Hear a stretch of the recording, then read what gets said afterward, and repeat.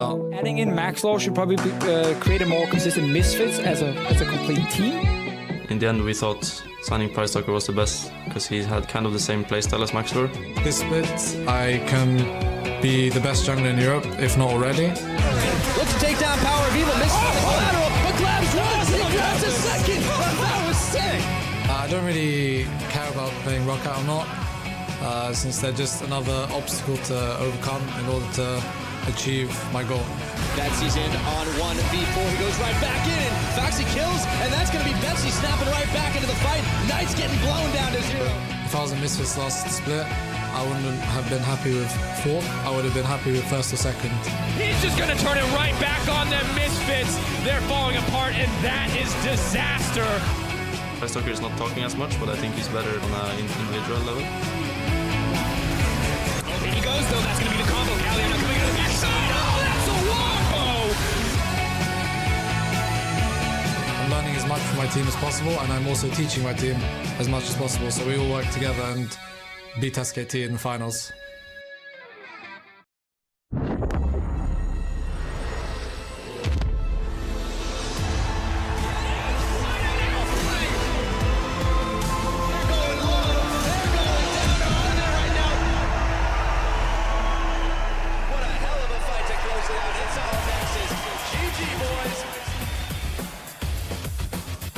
Good afternoon, everyone, and welcome to Berlin for a new day in the EULCS Summer Split. Maxlaw and Misfits Gaming have a chance to silence the critics after a rough start to the split when they face off against group rivals Roccat in our first series of the day. And there's our, one of our Roccat fans who's in the studio almost every week, so he'll be cheering on his team. Betsy dropped something and he picked it up. Fantastic micro skills. Foxy and Pricetalker testing their gear, making sure everything is on point, as well as Ignar and Power of Evil playing around and also looking focused and poised to take to the stage today. Maxlaw, of course, big day for him as well, up versus X Team. Hello everyone, I'm Official Supporter, joined at the desk by James Stress O'Leary and Henning Eklund for today's series. Man, we're going to speak about him some more later, but Maxlaw in that opening video, he came to play, Henning. Yeah, for sure, going in with a lot of confidence. Might not be appropriate after the first couple of days, but... Maybe this was recorded beforehand, maybe, for all we know. Maybe, you know, us Brits, we've heard a lot of talk in the last few days. I want to see some action come from the British players. That's what we want. I'm looking forward to that series. All right, then. There we go. Well, yesterday, in any case, Splice, they picked up their first win of the split, while the Unicorns of Love, they continued their strong form with a 2-0 win against the Mysterious Monkeys. And let's maybe start by talking about Splice, because they needed a win. Very, very much so. Yeah, and versus Vitality here, we saw them really go back to their roots. They played a solid macro game. They had good execution of the team fights. And even though Vitality had some plans into the game, Splice were just too solid. Yeah, Splice maybe showing us a glimpse of what took them to Worlds last year. Not so much to say it's a full comeback for Splice, but certainly the 1-3-1 setup when ahead in Game 2 was really difficult for Vitality to break. And if Splice can get Wonder on something like the Fiora, Senkux's Talia looked great as well. That could be the type of Splice that may look to make a run towards the playoffs, but we're only a week 2. Yeah, they did beat their ex-coach there as well with Yamato, big hug in the end. And the Unicorns of Love, they beat the Mysterious Monkeys in what we thought would be an explosive series, and we got rewarded. It definitely was full of action. First game cleaner out of the Unicorns than I would say the second one, because the Mysterious Monkeys, they were brawling. Yeah, we started to see a little bit more out of the Mysterious Monkeys. They were running the Katarina that we talked about for Caso. Of course, this is game 1 on your screen currently that went heavily in favor of the Unicorns, as you mentioned. But Mysterious Monkeys maybe at a bit of a higher level than we were anticipating, actually taking it to the second place team from Spring. Yeah, Unicorns, who looked so great in week number 1, made some uncharacteristic mistakes in game 2, even though we see Samux with a huge switch play here, getting a couple of crits as well to pick up the triple. But in game 2, as you spoke of, the Mysterious Monkeys started a comeback. Unicorns did some questionable plays when they were pushed too far up in the mid lane, got punished by a Jarvan when you don't have flashes to Syndra. So Mysterious Monkeys showed some promise. Yeah, they did. And also, if we take a look at the standings after yesterday's matches in Group B, halfway through week 2, of course, the Unicorns of Love and H2K at the top of the table. Splice looking to make a run for it. And would we say that the Mysterious Monkeys look to be more poised to go for that 4th spot or higher after what we saw from Vitality? Yeah, I think so. I mean, before the season started, I was expecting the 2 yellow logos here to stay kind of close together, Splice and Vitality. But right now, it's looking more like Vitality will stay next to the Mysterious Monkeys. Well, at this point, Vitality and Mysterious Monkeys is going to be the matchup to watch at the bottom side of the table from Group B. And I think, as you said, Mysterious Monkeys may be able to take it. Yeah. They may be. Well, let's take a look at the matchups for today, starting with Misfits Gaming versus Roccat, and then Ninjas in Pajamas taking on G2 Esports later in the day. And G2 obviously will also be poised to show us something. They did lose the series earlier in the week to Fnatic. Yeah, Fnatic showed that they could find some cracks in the samurai armor there for G2, winning the Series 2 versus 1 in a very interesting brawl to see. I really liked that one. So we'll see if NiP can follow up on Fnatic's success. Yep. Just interesting that the last time NiP were in the LCS, G2 Esports didn't really even exist in League of Legends at that point. So that's a very interesting one. A long time in the making, and now they're 3-time champions. So for sure, that'll be a big matchup. So let's dial in on our first matchups between Misfits Gaming matchup rather and Roccat, two teams that have had some issues in the early stages of the split. Misfits, they did win versus NIP a couple of days ago, but it was messy, and that is putting it, I think, kindly. Henning, it wasn't really crisp out of Misfits yet. No, they did have this Baron call that we're seeing on the screen right now was pretty clean. They were able to get Shook. No, that's the steal. My mistake. There were so many Baron calls back and forth. Crazy steals from Shook twice in the same game. Also a clean Baron setup for Misfits. So there were a lot of things going on, and macro game overall not the cleanest for Misfits. And I think when you consider that perhaps this matchup is all about Maxlor as that jungler that didn't quite have the cleanest setups, now going up against his former team, you have to say his Baron setups are going to need to be on point with the rest of Misfits. He can't really afford to have, Pridestalker jump over and steal Baron for him, because that could spell the end for Misfits. Yeah, and let me ask you guys this. We saw in the opening video that Maxlor was saying, well, it doesn't really matter that Roccat is the team in front of me, but I feel like if you've had kind of a rocky start with Misfits, you should respect, obviously, every opponent that's in front of you, even if it's maybe a lower placed Roccat. Yeah, for sure. And going up against your old team, even though it doesn't say so, I'd think there's some pride on the line going up against Pridestalker in the jungle. That's going to be an interesting matchup to see for sure. I'm expecting aggressive junglers out of both of them. We saw Pridestalker's Elise in the first week, actually doing quite a good job in the first game, even though he wasn't able to make too much happen early on. I think the one thing about this matchup for me, though, will come down to experience. We're still seeing Roccat solidify with Pridestalker, who's a very young jungler. Has looked very good on a handful of picks, but when it comes to his macro play, his directing of the rest of the team, it's just not at the level of a player that has been in the LCS for quite as long as Maxlor has. And, Maxlor, we've talked about being somewhat consistent, and you would place him in the mid-tier of junglers right now in the LCS. He maybe thinks he's a little bit higher than that with the intro to today's show, but I certainly think Maxlor should have the edge here. Yes, and if we look a bit further from Roccat, they seem to be the underdogs in this one, even though Misfits hasn't been, showing a perfect performance. So where do you see the in for them, for Roccat? For me, it's going to be the bot lane. They got their hands on Xayah, Rakan in the games against G2, and, they did look okay. They look decent. I think that is the one area they should play around. Hyun and Wadid now have been playing together for long enough. They're quite an exciting bot lane to watch when they're actually playing well, and I feel like that's where Roccat can build from. Yeah, seeing a playmaking bottom lane is what I want from Roccat. You mentioned Xayah twice. I also want to see what Deed on a playmaker. We even saw Blitzcrank yesterday from the Unicorn, so I think there's a lot of possibilities to be open in the support position. Yes, please. Well, we are moments away from Game 1 between Misfits Gaming and Roccat. Let's send it over to our casters and get into those picks and bans. Thank you very much, Shocks, and welcome to this series between Misfits Gaming and Roccat. I'm Dr. Aaron Medic Chamberlain, and I'm joined by the jam to my scone, the sugar to my tea, the Robin to my Batman, Mr. Andrew Vedius Day. Now, why am I Robin? Why are you Batman? I think the big question here is, Vedius, why are you jam? Well, let's get right on to the Rift and into the lineups. The players hitting the Rift in this series, starting on the blue side is Misfits Gaming. Top lane is Alfari. Their jungler is Maxlor. Mid lane, Power of Evil. AD carry Hans Summer. Support Ignar and their coach Hussein. Meanwhile, on the other side of the Rift, we have Roccat. In the top lane is Faxi. Their jungler Pridestalker. Mid laner Betsy. AD carry Hyanan. Their support Wadid. And their coach Gramps. And it's a battle of the junglers, specifically, of course, for Maxlor, coming back up against his old Roccat teammates. It's going to be a tough game for him, and he hasn't had the best of weekends in that jungle role. No. their series going up against NIP was not the cleanest.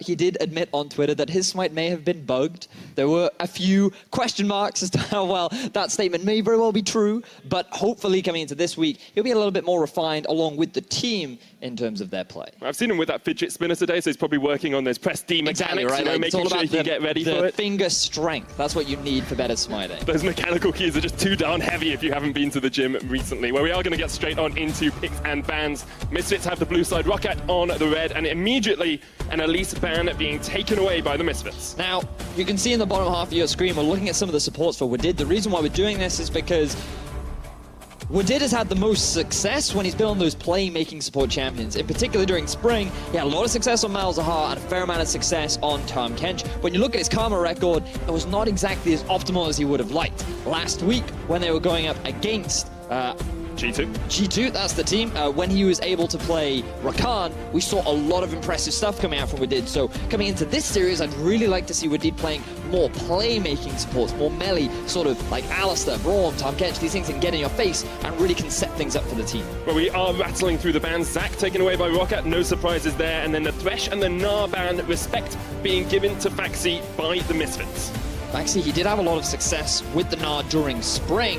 But looking at what's available, you're now thinking about AD carries, Xayah and Rakan, both up and ready to be picked, along with the Lee Sin, with which both junglers may very well look to try and get their hands on. I personally feel that you want to get yourself the early Xayah here. We know Hansama's been playing it a lot. Misfits as a team do have a lot of value, especially around the Xayah Rakan bottom lane. Especially since you've seen how well Roccat did with that combo last week as well against G2. It was the only game they won when they had the Xayah and Rakan in Hyanen's and Wadid's hands. Now, they will get the Rakan for themselves, and it's going to be a Galio. Can, of course, flex towards the mid lane, but will probably be played top by Faxi. Now, we've seen a lot of really cool initiation tools when Galio is paired up with any other kind of champion. This morning in the LCK, we saw a fantastic Kled with Galio, which made for such a strong engagement. And you're going to have a very similar thing with the Rakan and the Galio for Roccat. So they have a way to start the fight.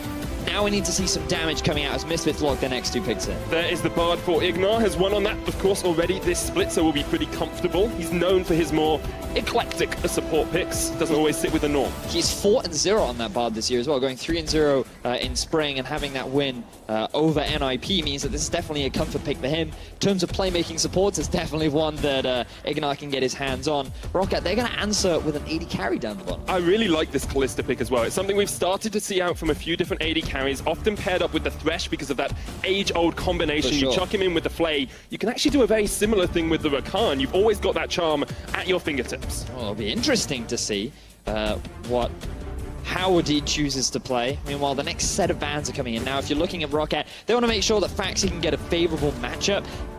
Bans definitely indicate that Galio is going towards the top side, but remember, it can be flexed into the mid. Betsy had the most success during spring when he was actually playing these like in-your-face mid-lane mage kind of champions like the Vladimir and the Swain. So perhaps Galio could be a champion for him, and then you put Faxi on a carry. There are a lot of options available to them, so I think they'll just lock in their jungler now. Something like a Caso could be good. Makes a lot of sense. Price Stalker very well known for his Kha'Zix as well. A respect Rengar ban from the Misfits. They don't want Price Stalker hunting his prey throughout the jungle, and it is going to be the Kha'Zix for Roccat. Now, two jungler bans from Misfits. They're now looking to pick their top laner and their mid laner. What are we expecting here, Vedius? Now, both Orianna and Syndra have been banned away, so the next big power pick for Power of Evil is looking to be something like the LeBlanc. It allows him a lot of mid-lane power, he loves to roam around the map, and you have a lot of engage tools down the bottom half of the map as well, so I think that it could be a very solid pick in the mid lane, and if you're top, something that Alfari for a very long time has had a lot of success with, and he's been very vocal about, is the strength of Rumble, so it's no surprise that he would look to gain himself that powerful top lane. Now, all the games Misfits have won this split have been with Alfari on that Rumble, so he'll be very comfortable on that. This does still, of course, give Roccat the opportunity to flex the Galio into mid and pick something that counters the Rumble in the top lane, but there's not too much left on the cards for Faxi to try and harass down Alfari. Victor is the final lock for Misfits, so their whole composition is now secured, and Roccat... Don't get baited! Don't get baited! I want to get baited, though. I want to get baited! It's just a hover. We've heard mid laners talking about the power of Yasuo. It's going to be Vlad. Betsy goes back to his normal pool. I warned you! I warned you! I was so excited, Vedius! He's going for something more comfortable on 7-11.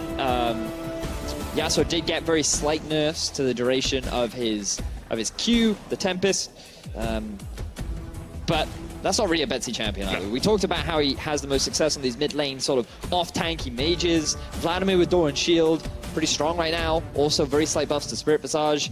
Also makes him a little bit stronger. Really, he's only being considered more of a counterpick to things like Syndra, and he does well into Victor because it can be, he trades pretty evenly with the Victor and he can match his wave clear very early on. I have to see how well Betsy is able to pilot the Vladimir as we get ready to get onto the Summoner's Rift. It is an exciting first game of the third day of the second week of the EU LCS, and I'm really interested to see how these two teams face up against each other, especially MaxLaw facing into his former teammates, because he is the member of Misfits that has now joined and is looked at as the member who can skyrocket them towards success. And the thing is, he's on Lee Sin, an early game jungler. It's all about trying to get ganks, trying to get your laners snowballing. The bottom lane and the top lane are good opportunities to do this. So I'm putting a little bit more pressure on MaxLaw. You want to be one of, if not the best jungler in Europe, and you've got some tough competition right now.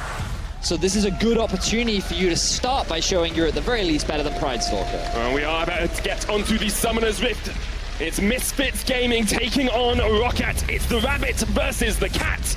And once again, the Safari calls to us. What sort of noises do you think you'd hear in a Summoner's Rift Safari? Caca, caca. No, Cacao's actually not in EU LCS anymore, but it was a good try, Vedius. Misfits just gonna set up down towards the bottom lane. Let's have a quick talk about these compositions. Roccat especially, with the Vladimir in the mid and the Galio in the top, have a lot of things going on. So we talked about how they had already great engage. You have the Roccat, you have the Galio, you also have the Kalista Roccat form of engage as well. So if you didn't think that he could travel far enough before, he's definitely going to have that distance now. So they've got the engage covered. The question is, in terms of damage, do they have enough? Because Vladimir's going to take a while to scale up. He may very well decide to build a little bit more defensively too. So I'm looking at Pridestalker to be building more aggressively. I'm looking at Hjarnan to get that early 2-item spike so that he can have that big impact. Whereas for Misfits, they're all about the team fighting. You have three big damage threats in the form of Rumble, Victor, and Isaiah. These guys scale extremely well. So the longer this game goes, sure, Roccat might have the reliable engage, but Misfits, they're more than happy to take it, because if it results in a 5v5 fight for them, they're going to be happy. We have seen a lot of Galios being the sort of decisive factor in late game team fights. Sure. Yesterday, some great knockups coming out from Chachi on that Galio. Hjarnan is going to face check into Hans Summer here. Ignar there as well. We'll get the double stun with the Cosmic Binding. And this is Misfits being a little bit aggressive in the bot lane, doing a very good job of harassing Woodid backwards. And we talked about how impactful the Roccat bottom lane has to be. Well, they're going to jump back in. Oh, and there's the Ignite as well. Onto Ignar. He's going to get chased away. Exhaust juice. They flash in. His first blood. And now Hans Summer's caught all by himself. Has to try and flash away. Roccat with an early kill in the bottom lane. Misfits, they thought that they were the ones in control. They thought that they were zoning Roccat back, but it was Roccat waiting to get the turnaround. And this is why we wanted to see Woodid on a playmaker. Level 1 goes in onto Ignar, is able to get the knockup to allow the Ren to deal the damage, and it's just easy first blood in favor of Roccat. Just look at the amount of sustained damage that they're taking from Ignar. At this point, if you're Misfits, you just back off. You go to the lane, you take the experience advantage that you've got, but Bard early levels, he's squishy, he's feeling too confident, and he walks in. Woodid getting that proc of the Courage of the Colossus gives him that extra bit of shielding early on, meaning he doesn't take damage. The Rens continue to stack, and you force so many early summoners, along with a first blood for the bottom lane of Roccat. And a bit of frustration for the bottom lane of Misfits. They knew they perhaps should have backed out a little bit earlier there. Hjarnan's going to start scaling up, already has a kill. Hans Summer and Ignar lost a lot of summoners there. Only the supports have their flashes left in the bottom lane, and we talked about how impactful junglers can be early on. Is MaxLaw going to come down here? Is Pridestalker going to come down to try and get this snowball rolling even further? Well, the thing is, right now, in terms of the 2 versus 2, Misfits no longer have pressure. They have no summoner spells. They can't afford to try and go for trades because the bottom lane of Roccat will have the experience advantage. So you always have to be mindful of where the minion waves are. And just look at the vision that's already been set up. Because Rockat's bottom lane have priority, they've been able to get all this vision control so that if Maxwell tries to come for a gank bot, they're going to be able to read it and react accordingly. So I'm sure Maxwell would love to come down and help, but because of the early deficit that Roccat have forced Handsummer and Ignar to be in, they're the ones in control, and all Pridestalker needs to do is just assist them with the vision. He's gone for an early trackers, he wants to move towards the bottom half of the map and just help them so they can continue to push the advantage that they've already been able to gain. A weakness we saw out of Pridestalker's play in week 1 was his early game impact didn't live up to what we expected from him coming from Challenger series. In Challenger, he was very much known as a jungler who would get you ahead early on, or get himself ahead early on, and thus help carry the game. In game 1 against G2, it was 20 minutes before he really had an impact at all. On someone like Kha'Zix, he needs to be at least matching Maxlore, if not actually surpassing Maxlore in his early presence on the map. Yeah, I mean, I remember when we first cast Pridestalker together, one of the big comments that we had was, how is this rookie going to do? And when we watched him, it was very much like, he has no respect for the positioning of the enemy jungle. He doesn't have a proper understanding of where he should be on the map. And a lot of these concepts he's still learning because the gap between Challenger and LCS is so huge, especially when you're going up against someone like Maxlore who has been in the LCS for a while. And you can see, in terms of the amount of presence that Pridestalker was able to impact last week, he's currently ranked 9th. Jungle proximity, rather, that's the word I'm looking for, is basically the amount of time that he spends around his laners, and all he was doing was farming on an Elise. We want to see more from Pridestalker. We want to see if he can be the adequate replacement for Maxlore to bring Roccat back to that former glory that they had at the end of spring. And interestingly, the only jungler behind him in terms of jungle proximity is Lulex, who is a sub for G2, someone you don't really expect to be able to synergize with the team early on. Maxlore's going to claim out some vision here. It's the vision that we talked about for Roccat. There's an Ocean Drake on the cards as well. But neither team deciding to go for too much in this early game. Both Maxlore and Pridestalker willing to farm up to 6. I'm sure Betsy will be happy that no one's ganked his lane as well, as he just wants to farm himself up on this Vladimir. A very slow game for both teams. Like, what you have to remember is that Handsummer, depending on how he chooses to itemize with Xayah, is more, or I consider Xayah to be more of a late game carry. So she's going to be going for something like the Essence Reaver into what could be a rapid fire cannon or a Ruin's Hurricane, depending on your preference, along with an Infinity Edge. So because your E scales with crit, you want to try and get as much crit as you can, and in the late game, you really do hit quite hard. But Hyanan, he's more likely to go for something like a Blade of the Ruin King into Runan, so depending on the itemization of Xayah, it could mean that Roccat hit that spike first. If Betsy goes for an early Proto Belt, that's another big spike for the mid laner. So Roccat, if they can, they want to try and set these things up early on as Ignar gets engaged. Wadid jumps in, just looking for the harass from Hyanan. Both the AD carry and the support taking down a little bit here. One of the members of Misfits that we focused on a lot over playoffs and over the last couple of weeks is actually Alfari in the top lane. He's played well on this Rumble, but he's in very much a slump at the moment. Tends to lose his lane early on, not really high on the damage or the kill participation scores either here, Vedius. Yeah, as you rightly say, you can see right now, this was his spring playoffs performance. So after the season has concluded, when Misfits really were in that kind of a slump, you can see that Alfari was not having the same sort of impact that he did during the regular season. And here in summer, he's maintained that kind of a slump as bottom lane gets engaged on. And summer has been ignited, will be able to get away from the Rend, but again, it's the consistent harass from Hyanan and Wadid. This is what we wanted to see from them in this bottom lane. They are the main carry a lot of the time for Roccat, especially in the early game. They're the ones that need to get ahead to start accelerating Roccat towards their later game spikes. To me, they are the best performing members on Roccat as of right now. During the laning phase, they seem extremely consistent, and their ability to build leads is very enjoyable to watch. The fact that they have been able to build up this synergy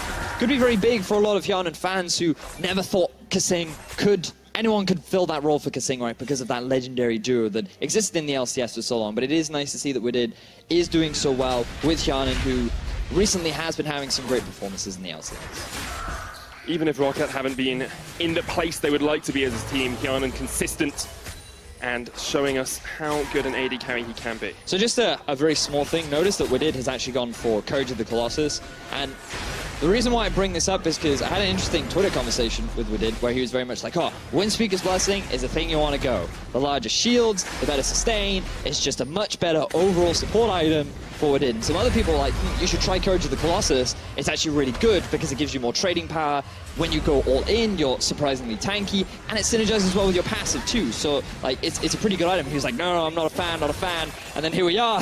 Looks like he's played around a little bit with it, and he's actually having a lot of early success with a difference in mastery choice. And that's about adaptability as well. It's something we keep talking about, especially early on in a split, how well your team can adapt to what the meta is on this patch, how the other teams are playing, how you're going to work, and what spikes you're going to look for. Where is the priority for your team? What it's saying, okay, I'll adapt. I understand that perhaps Windspeaker's Blessing as part of this composition isn't the best, because he's kind of the front line. He's the one going in first, so he needs that little bit extra tankiness, and you don't get that much tankiness out of Rakan's usual build. So I do like the shift up as the game is very relaxed for the time being. Both teams just farming, looking to get those early spikes. A couple of items have been picked up, but nothing too exemplary right You did say you thought there might be a proto belt coming out from this Vlad. It looks like he's going to go for that, a bit of an earlier spike, Vedios. Yeah, it will allow him to trade better against Power of Evil, but Power of Evil has been freely allowed to get his first Hex Core upgrade, which means that nothing will happen in mid lane. He presses E, wave gets cleared, he leaves. Something might happen in bot as Ignar is chased away. Magical Journey, get out of jail free button on that E key makes it pretty easy for him. Betsy's actually going to try and harass Power of Evil. Pride-Stalker's on his way, but there's no vision of Maxwell. He knocks him back. Betsy has to go to the Sanguine Pool. Power of Evil jumping away. Here's the Galio. Power's so low. They get the kill as Betsy jumps in. Here is Alfari teleporting in, but he's been caught up by Baxi. Tempered Fate comes down. Pride-Stalker dodges to the side. No golden for him, but there is the equalizer. They're going to jump in. Wanted onto Alfari. He's overheating and he's going down. Ignar joins the fray now off towards the side. Will survive for the time being, but Roccat collapsed beautifully in the mid lane. As you rightly said, very swift response from Roccat, coming out the gate swinging as they get themselves two very quick kills, and very likely the first tower of the game. And Roccat, up until this point, in a lot of people's minds, were battling with ninjas in pajamas to see who wouldn't be last place in Group A. Misfits here just didn't respect the synergy and the speed of Roccat on this collapse. So what Betsy knows is that Galio can very quickly get down to the middle lane thanks to his ultimate. Pride-Stalker is coming in through the jungle, so he's confident that he can buy enough time for the rest of his teammates to join for them to turn around the fight. Alfari TP's in, planning to get the ulti off, knowing that Ignar's on his way, but he doesn't respect the ability for Wadid to get there first. That means that Roccat were just so ready on the play that they're able to react faster, and they've gotten themselves a 2,500 gold lead at only 11 minutes into the game. And Wadid is showing us why this Rakan is such a high priority for him. He beats a Bard up into the lane. Bard has Magical Journey. He can just jump across the map, basically, but Wadid is able to jump in, help out his team, even before Ignar arrives. Now, they are setting up in a bush here. They know. That's why they're laughing. Just having a cheeky giggle in the lane there. Handsummer comes out, and Ignar just off towards the side. Maxwell's been spotted on a ward, looking for those early ganks. Hasn't been as impactful as Pride-Stalker, who actually has a 20 CS lead as well on this Kha'Zix over Maxlaw's Lee Sin. And that's a slight difference between Lee Sin and Kha'Zix, because on Ka, you value a lot more from just farming. You scale very well with items. You want a few levels under your belt because of the evolutions that you get from your ultimate. Whereas on Lee, you're more about getting off those early ganks, maybe coming in through the lane, trying to snowball your carries. Like, you want to be having more of an impact in the early game. That's the expectation that you have as a Lee Sin, and so far, Maxwell has been unable to do that. And Vedios, we're only 12 minutes into this game, but already Roccat have a 3,000 gold lead. They have an Ocean Drake. They got first Tower Blood as well. It was a very slow start, but Roccat have been able to take the macro objectives and take the fights they want to actually start to move this gold away from Misfits. And it's a really good position to be in as well, because Roccat, they want to be able to play the 1-3-1.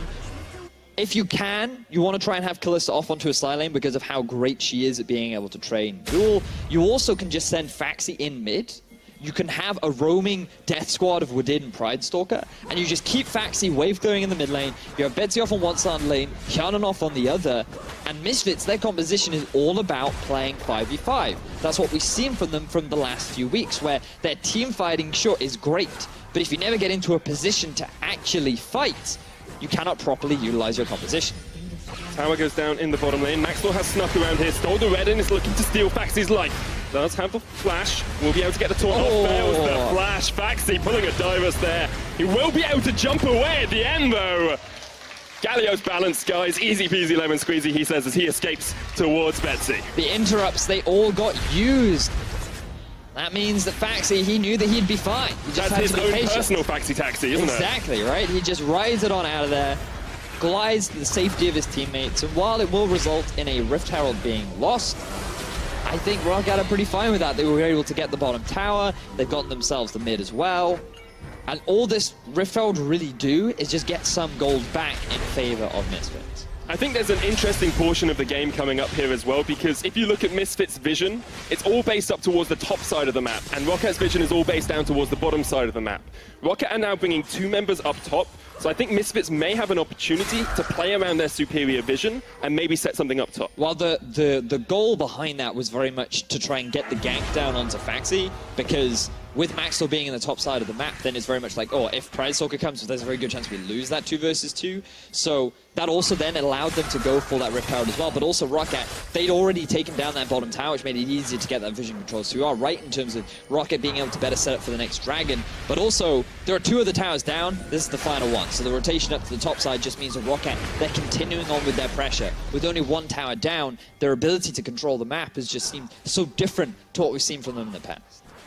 And I think Maxwell being brought in as sort of the strategic mind behind Misfits hasn't quite paid off for them yet this split. A lot of people saying it's only 1 member being switched, you know, it's only a small change for them, they should be able to adapt, but Vedius, it's 20% of the team. If I change 20% of your DNA, you'd be a mouse.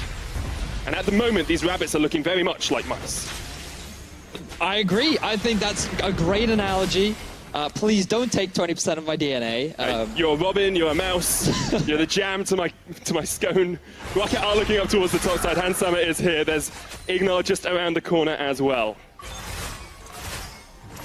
I'm still trying to process, like, what would I be like as a mouse? Anyway, well, not the relevant ears right would now. stay the same, so that's the important thing. It's very true.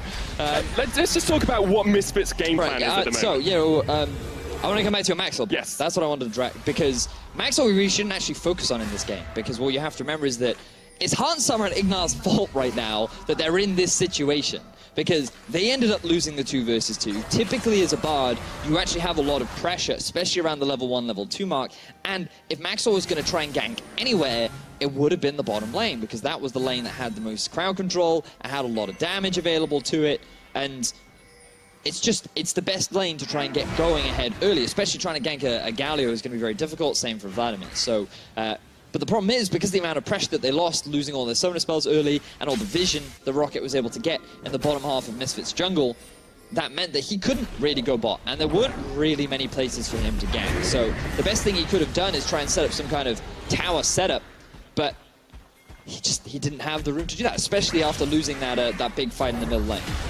At the moment, the fans think that Misfits are going to win. Roccat in a winning situation, though, still 3,000 gold ahead. I'm not even sure if this gets the tower. Faxi will just clear away the Rift Herald and get some damage down, but still no tower on the board for Misfits Gaming.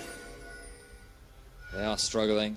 A very common scene that we have when it comes to utilizing the Rift Herald. It always just gets 1 tower, and then it just kind of flops and dies. Well, recently we haven't even seen it get that single tower. It feels like teams just tend to just put it out in the lane where their top laner is and say, well, maybe we'll get the tower here. Yeah, it's also kind of like an investment thing, whereas you're guaranteed a large chunk of damage, so you know that you can come back to that tower a little bit later. But it's super important that you have the proper setup for it. You really want to be utilizing the cannon minion too, because you want to get the tower to focus anything but the Rift Herald, because the amount of damage that it does is based on its current health. But we really are just seeing teams put it down and being like, it will be fine. But it is really squishy. It's super easy to kill. Or surprisingly easy to kill, rather. So. If you can get on that eye, you can definitely chunk it out quite a lot. Roccat continuing just to play these Australia lanes, having their bot lane up towards the top side. They've gained vision once again over the river, and it's very difficult for Misfits Gaming to actually do anything here. If you look across the scoreboard, Kianan's actually extended his lead, has finished his Blade of the Ruined King, has 3 daggers as well as a 30 CS lead over Hans Summer. And with the dragon spawning very, very soon, Infernal Drake. Roccat are poised to take that objective without much contention because Misfits are not in a position to fight. You can see Hansama is going for the scaling itemization. He's going S Retriever into some kind of attack speed item, followed what will likely be by the Infinity Edge, which means that same goes for Power of Evil. He wants to get himself a second, maybe even a third big mage item before he's really dealing big damage, and you're looking at exactly a similar thing for Alphari. So Misfits, they just need to buy time, but Roccat, they're not easing up on the pressure. They have split the map up in a 1-3-1 setup, even though they have a few more members in the top side, and it's just constantly playing around the entire map, making it difficult for Misfits to really group up and make any kind of fight happen. So you say they're continuing to put down the pressure, and I can see that in terms of, you know, they got the Infernal Drake, maybe they're getting a tiny bit of damage top, but it feels very much like the game has decelerated from a flurry of action early on. Is this what Roccat want? Are they willing just to slow the game down? Yeah. No, this is fine, as long as they just need to keep pushing, right? Because Baron is up for 40 seconds. Once they're finally able to take this tower down, which they will eventually, as Betsy is forced to run. That's what the Chronobelt gives you. He's going to turn back. Look at that Hemo play. The TP's coming in as well. Roccat want the big play. There's the gravity field as Betsy gets pulled back. Faxi comes in just to act as a bodyguard, a beefy man that you'd see outside a nightclub that would turn you away. That's what Faxi is at the moment. Yeah, and Misfits, they were certainly deterred as Faxi now zoning away the blue. Will be another objective, but he needs to be careful. He's still very, very tanky. He has that Spirit Visage and a Warden's Mail. Here's the jump in, the charm there. Comes the Hero's entrance as well. The knock-up onto Alphari. Power down towards the bottom side. Max towards lowest. Hyanan takes him out alongside Ignar. It's a double for Kalista. Alphari has to flash the wall. PoE not in the best of spots anymore as Faxi chases him away. That's the triple. Hyanan with a long-range pierce. Beautiful javelin toss coming out from Hyanan. Roccat with another successful teamfight win, and this is exactly what we were talking about. The mid-game spike for Roccat is so much stronger than that for Misfits. They are not strong enough to fight right now, and what started off as them just trying to get a pick onto Betsy resulted in a full-blown engagement around the blue buff. You can see that this is a very different Roccat from what we have been seeing.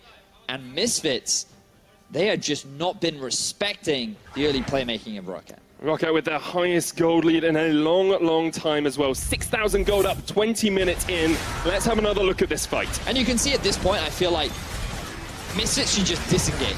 They think they've caught Faxi out, but Wadid is just using this as an opportunity to go for an engagement. While it was a great ulti from Hansama, Hyanan and Wadid just go off onto the side and are able to pick themselves up a very easy double kill. Kalista with the Blade of the Ruin King is just shredding through these members, and then he uses his trinket to get enough vision to get the javelin toss over the wall, and you can see the frustration on Alphari's face as his stats continue to get ruined.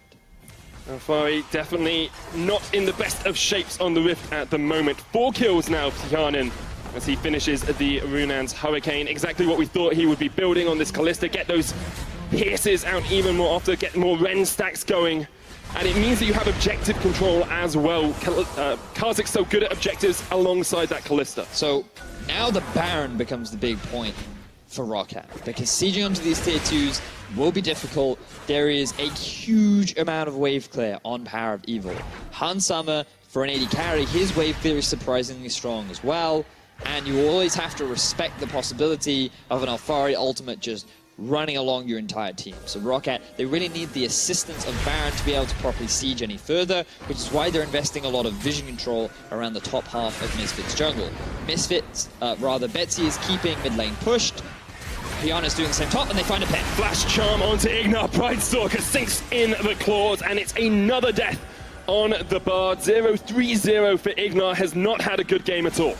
If you guys are curious as to how Wadid is able to land so many great engages, would highly recommend you check out the breakdown from Zyrene, where he demonstrates how fast Rakan can be at getting these engages. It is so difficult to react, as we now see Misfits reacting to the Baron. Equalizer comes down, Wadid's going to jump in. There's a hero's entrance. Hyanan's chased off towards the side though, and Rockat's AD carry goes down. It's a 2-for-1 exchange at the moment. Roccat continuing to chase down onto Power of Evil, but they are 3v4. Lee Sin's up towards the top side. Ignar coming back to join the fray. Hansama gets the root off.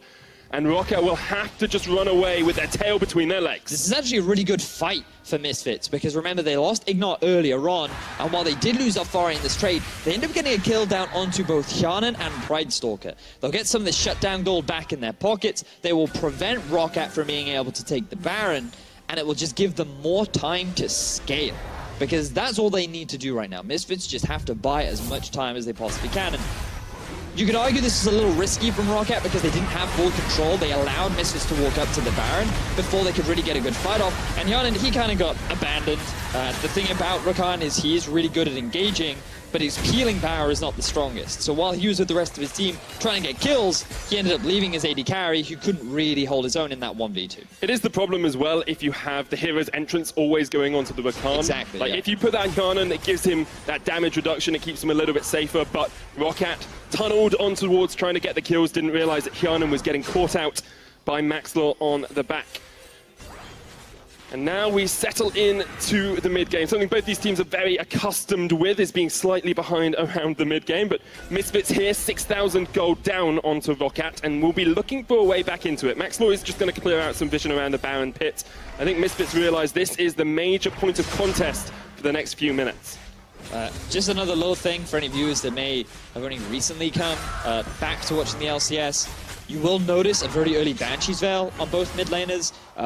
On patch 7.11, it was actually buffed so that it gave even more magic resistance, which makes it extremely valuable, especially in this game in particular, where there is so much magic damage. But the ability power that it gives also makes it an incredibly valid second item too. 70 ability power, 60 magic resistance means that it is an item definitely worth investing in earlier.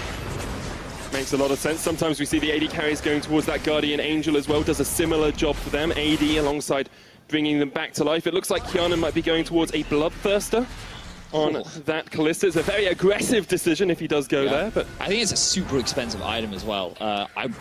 Part of me would have preferred a Death Dance, especially if a lot of the ultimates aren't actually going to be invested onto keeping Hjarnan alive. That item gives you a lot of sustain, a lot of valuable AD, and it's actually cheaper than that of Bloodthirster 2.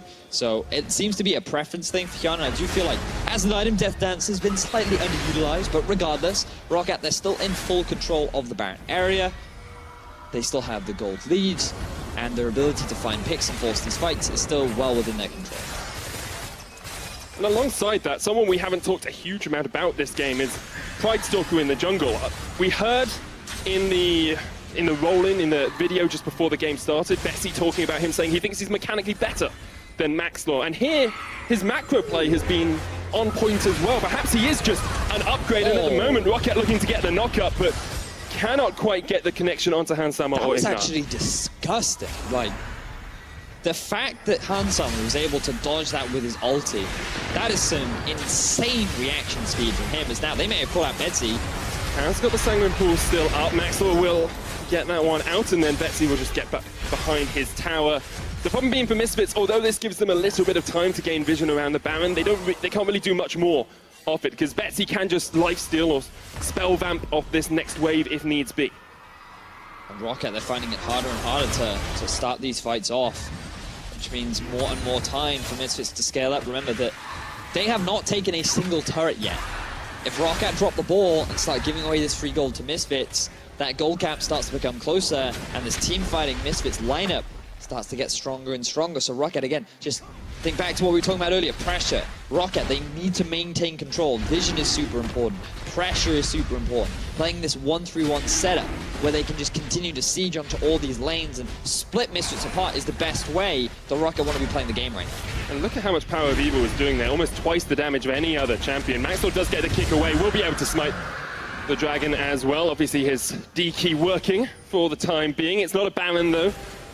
Have to see how he manages to play around that later on in the game. Still only 6,000 gold ahead for Roccat here. Stagnating a little bit for them, but in picks and bans we were talking about, they're scaling, and they've got a Galio, they've got a Vlad, they've got a Kalista, they've got champions that work later on into the game. Yes. I just feel that they're not as strong as a full-on hyper carry Xayah, a full-on hyper carry mid lane mage in the form of Victor, and a Rumble. So while I completely agree with you, late game, this is not a weak team for Roccat. In terms of the comparison, I definitely would give the side to Misfits. An engage Jump in, Ignat's just gone! Teleport is going to come in from Alfari, but that's too little too late. It needs to be quicker. Need a teleport that just gets you there instantly, almost like a Galio ultimate. That's exactly Only what some they wish they hero had. could make his entrance. If only they could stand united as a team. Betsy's going to try and jump in with the Hemo onto power. They get the knockup from Faxi. A three-man taunt as well, and Wadid's going to follow it up with the knockup. That is dirty CC from the Roccat crew. They'll get another kill. They've taken Ignite, they've taken PoE, and they're going to look to take the Baron. And this is the best way for Roccat to fight. Rather than going for these full 5v5, pressure individuals and force Misfits to react so that they can never have the fight in the way in which they want it. Roccat playing this beautifully as they get themselves the Baron that they have been trying so hard to get for the last 10 minutes. Tempered Fate will slow it for the time being, but Maxwell's nowhere near that. They're not even going to contest. Baron goes down. Roccat, 9,000 gold ahead, 30 minutes in. Would not have predicted this before the game started. So you can see Betsy, he just goes in alone, right? He knows that he has Faxi support coming in from behind, but they know that Wadid can just dart in and out of the fight and just keep Misfits guessing. And just notice how Misfits, they're so disjointed. They never get a fight on their terms. They never get into a position where they get the optimal setup for their own team fighting, and it's all because of Wadid. This guy is playing so well, finding pick after pick after pick, forcing Misfits to always be in the unfavorable scenario, and then Roccat, with a gold lead that big, it's difficult for them to lose. And now we're starting to see items picked up across the board as well. Black Cleaver for Pride Stalker, the Bloodthirster is finished. On towards Shannon, and there's a Void Staff onto Betsy. He's trying to just get as much magic penetration down as he can. So damage has been completed for Roccat. Damage has been completed. The deeps is what you're trying to tell me. It looks like Hansama might be going towards a QSS, which would make a lot of sense. There is a charm here onto Maxwell. Double knockup. Hyanan just absolutely melting through the opposition. Ignite's going to fall as well. Wadid picks up the kill in the supportal combat. Hansama chased away by Faxi. And the rest of Misfits too late on the trigger. I'm loving this Kalista Rakan combo. Zaya, I think you have to be careful because there is a new lady on the block and she is fierce when this bottom lane get together. Yeah, how does that work though? They're going to get the inhibitor tower alongside an inhibitor here, but you have to feel a little bit sorry for Zaya because she's had her heart broken by Rakan, who's left her. And then he keeps killing her time and time again. She hasn't actually died yet. That's the thing. He's not focusing her. He's jealous that Bart has taken his spot. So he's taking all his anger out onto Ignar. And it is a fine strategy. It's a lover's tryst between these two bot laners. The inhibitor fell in the top lane. They're looking for mid as well. Roccat will be able to dodge away from the Tempered Fate. Alfari does have an equalizer here. There's a very narrow window that Roccat are channeling through, but they do not quite go for the engage. Roccat, they can be pretty happy though. They get themselves the top lane inhibitor. We didn't see that, the replay cut, it's fine, nothing happened. So here you think, okay, they can get Shannon out of nowhere. They were not expecting Wadid in the brush. And you can see that even Lee Sin can be charmed by the wit of Rakan as they land the two-man taunt, they land the double knockup, and the damage from Shannon is just way too much. Maxwell just knows he's been picked up by an incredible pickup line there from Hyanan. Of course, can't see Rakan to see how great his cape is. Just has to work off those verbal cues. What's your favorite pickup line? How much does a polar bear weigh? How much? Enough to break the ice, Vedius. Oh yeah. I don't have to usually use them. Women come to me. Anyway, 12 kills to 2 in favor of Roccat at the moment. It's a 12,000 gold lead for them as well. Gargoyle Stoneplate picked up on the Gargoyle in the top lane. How are Misfits reacting to this? They're still behind across the board. Only 2 items on Alfari, only 3 items on PoE. They are just not in the best of spots. At this point, it's one of those things where you type in chat, hey guys, we've got the late game, right? And they do. They certainly do have the late game. They need Roccat to stop doing this because otherwise they're going to lose the game. 3-man charm, 3-man knockup. What more can you ask for? Well, a few kills would be nice. Roccat are looking for them. PoE with the Hemo plate down. He's going to tick. Oh, the Tempered Fate stops him, but now he's caught in the midst of all of Roccat. Wadid on a killing spree. Maxwell, Alfari, and Hansama just having to run away from the Roccat crew. They are rolling all over the base of the Misfits. I'm loving these wombo combos from Roccat. We saw it against G2. We're seeing it again against Misfits. And Roccat are poised to take the first game in this series. And this is the Roccat that lost to 3 subs last week. What a change a week can make. What a difference 7 days can be in the history of a team. Roccat gonna take the Nexus Towers. They're looking for a few more kills to boot. Wadid jumps in, Hansama goes down, Alfari gets jumped on, Pride Stalker makes his mark, and Roccat with a return to form go 1-0 up. GG indeed from Roccat. And to TLDR this series, do not give Wadid Roccat. I think not giving kills away at level 1 probably helps a little bit as well. This man, like, he played phenomenally. Very impressed with so many of his engagements, the fact that he was finding so many different picks, just the way in which he was playing was just fantastic. And because of the fact that they won that early 2 versus 2, they got that early lead down the bottom lane, and then they transitioned it across the map, and they never lost it. That lead never really dropped. They had one slightly risky Baron where they did end up losing 2 members, but then after that they identified the issues and they very quickly rectified them. This is a good performance from the members of ROC. Well, Misfits will look to ban it out. Wadid actually has a combined KDA of 29 on Rakan. Only died once in the 2 games he's played it. Looking incredibly strong on that. Hjarnan as well on that Kalista. I love that combo. I think it fits if the Thresh is banned away. Works incredibly well. Well, Roccat came out swinging with a win to start off the series. Shox and the guys are ready to break down the action. Yeah, that we are. Thank you so much, Roccat. Fantastic game from them, honestly. And let's go back to what we talked about before the game started. Was we were going to look at Maxlor and we were going to look at possibly Rockat's bottom lane to make something happen. And they grabbed the tools for themselves and they made something happen. Yeah, during the pick and ban phase, we thought, ooh, actually, Rakan Kalista could be almost as deadly as Xayah Rakan at the same time. And level 1, we went right into the bottom lane. Everybody was just fighting in the river. And this is where Misfits completely underestimate the amount of damage that Roccat have right here. They see that they've won the trade. They should be backing off already, but they kind of get baited in by the fact they got a double binding before Ignar goes in, doesn't respect the Ignite. Rend level 1 comes out, and Hjarnan picks up an easy kill. This is how devastating a Kalista paired with a support that has a decent amount of crowd control can be. It's pretty much just a kill lane.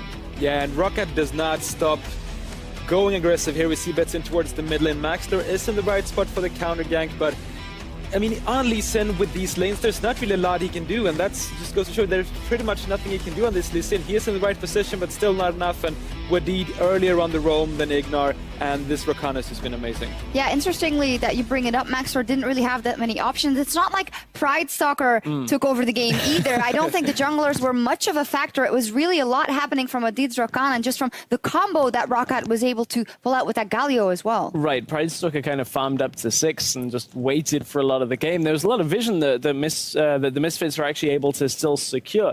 But when you looked at how Misfits were playing around that, they weren't really prepared for how quickly Galio roamed, how quickly Wadid was roaming on Rakan either. And in the early game, these fights just went over to Roccat time and time again. Misfits didn't seem prepared at all. No, and the question usually is for Roccat. They did have some good starts already. We saw that the Rakan and the Xayah is something that even versus G2 they could make something happen with. But when you watch Roccat, you're always wondering, will they push their advantage or will they kind of just sit back? And I think that's what pleasantly surprised me in this one, is that they were able to push their advantage, even netting Hjarnan, or how would you say it? Hjarnan bakom allt. Yeah, there we go. Wow. Finally got the Swedish. Hjarnan. Huge difference, honestly. Absolutely huge, come on. But he did also get a triple kill a little bit later, and then Roccat were completely set up for success. Yeah, for sure. They just keep going. And here we see towards this point in the game, Hjarnan is about 1,500 gold up towards, if you compare him to Hansama, as well as 2 levels. So absolutely huge, this fight on the Kalista. Throws in Wadid and just flashes over the wall. He can go so aggressive with his bottom lane. And Faxi holds like 4 people off at different times. Misfits are split up, and then Hjarnan trinket into that perfect spear over the wall. And Hjarnan, this is what we were talking about before the game. This is a guy that can carry the game if given the right tools, and certainly First Blood at level 1, plus a devastatingly strong support alongside him that just starts fights, and then a Galio comes in and smashes everybody into the ground. Like, that's the kind of thing that gives Hjarnan so much time to just carry the team fight. fights. Yeah, definitely. I think that's a key element here. Roccat for Wadid is just... I mean, it is a very strong champion, of course, and that ult and just being able to charm so many people and being protected with the Galio just makes for a wombo combo that is very, very hard to beat when ahead. Yeah, and when they were ahead, we saw the last fight of the game, really. This is just this wombo combo in action. Triple, torn into the Galio, knockup, everything comes through, and then this is Roccat just being super far ahead at the end of it. Yeah, and looking at Power of Evil in this fight, I think is interesting because he is Misfits' late game insurance. Victor scales so well into late game. In this stage of the game, he should be able to put down so much damage, but playing an immobile mid laner without the cleanse against this combo of Wadid, as we can see there with this Roccat. 97% kill participation on Roccat in the summer split. What do you think about that, Stress? That's pretty high. He's also got, what was that, a 29 KDA, if my math was good enough on that. And from that, Roccat actually have the performance with the least number of deaths for the team this year. Only 2 deaths, I believe it was, by the end of that. And Roccat actually looking, dare I say it, at least against Misfits, closer to what we saw of Roccat at the end of last I think you can definitely say that because this was a convincing victory, and obviously Maxor before the series came out and it's like, well, I don't really care specifically that it's Roccat, but hey, you're going to have to get your mind in the game because what can they do? I think an obvious one is definitely don't let the combination of Galio and Roccat through, or do you think that they should both be banned out, or where is Misfits looking to go here? I think they were just surprised in the draft in the first game, honestly, with how wrong it went, leaving Galio, Roccat, and Kalista open. So I definitely think that they will be adapting both in the picks and bans. Yeah, I know why they banned Faxi's now. Obviously, it's a pick that came out for Faxi for a lot during spring. I don't necessarily think you need to ban that in Phase 1 if he picks that. I trust in Alfari to have enough matchups that you can play into the Na. So I think that may be the adjustment we see now in Game 2. Yeah, we'll see what happens for Misfits. The players kind of looked invisible, right? So we're going to have to see them in the next game. We'll see if Misfits Gaming can strike back when we return for Game 2 right after this. And we are about to get onto the Summoner's Rift. It's Misfits Gaming taking on Roccat. It's the rabbit versus the cat. They're going to jump back in. Oh, and there's the Ignite as well. Onto Ignite. He's going to get chased away. Exhaust Tuesday flash in. His first blood. Oh, the knockup onto Alfari. Power down towards the bottom side. Maxwell's lowest. Tiana takes him out alongside Ignite. It's a double for Kalista. Alfari has to flash the wall. PoE not in the best of spots anymore. And Faxi chases him away. It looks like Hansama might be going towards the QSS, which would make a lot of sense. There is a charm here onto Maxwell. Double knockup. Tiana just absolutely melting through the opposition. Ignite's going to fall as well. Roccat going to take the Nexus Towers. They're looking for a few more kills to boot. Wadid jumps in. Hansama goes down. Alfari gets jumped on. Pride Stalker makes his mark. And Roccat with a return to form go 1-0 up.